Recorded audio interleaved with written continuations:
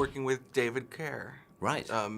What does he bring to the series that is different from what had been done before? Well, he brings a pedigree in comedy, in TV comedy. This was his first sort of proper feature.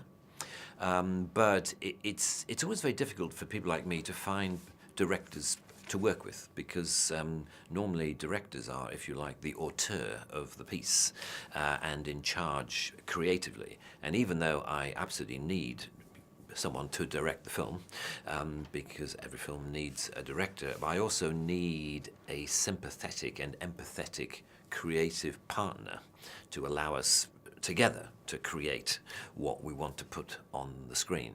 And that is, as much as anything, it's a matter of matching personalities, of being able to find someone with whom you can work. It's certainly big, in other words, me, I suppose, as the lead performer and sort of, co-creator of the script and of the film, that I need to have a partner in that so we can talk about how it's shot.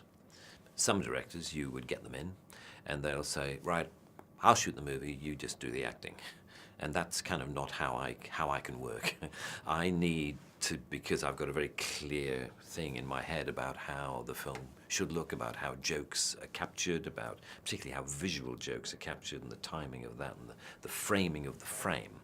And that's why I need to have a very cooperative relationship with any director. And I spoke to several different directors, all of whom were excellent, but I thought in the end that David was the most sympathetic and was going to be the easiest to work with. So that's how we came together. Longtime fans of the series are going to be very happy to see Boff. Yes, Boff is back. Yes. Yes. How did that go, since he was mostly absent except for a deleted scene in part 2?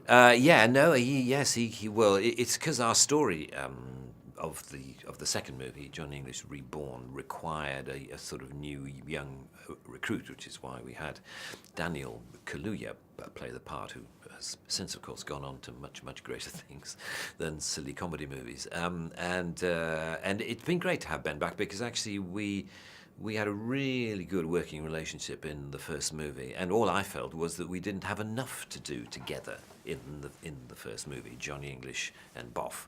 And I feel as though we do get a little bit more to do, just us, like there's a scene where we just sit in a cafe and talk about nothing very much in the scene in the south of France. And I love the interplay between the two of us, and he's such a perfect co-performer, such a perfect foil for Johnny English, because Johnny English is a pretty weird guy to be stuck with on a mission, because he doesn't really do what he should be doing. He's always going off on a limb. He's brave and determined, but also quite foolish at times, and yet you're the partner, you're the guy who's got to accommodate him. I think that's what Ben is so good at playing with Boff. It's the gentle accommodation of Johnny English and his needs and his ambitions, and trying to make sure that things don't go too wrong, even if he knows they're probably going to go wrong in some form or other.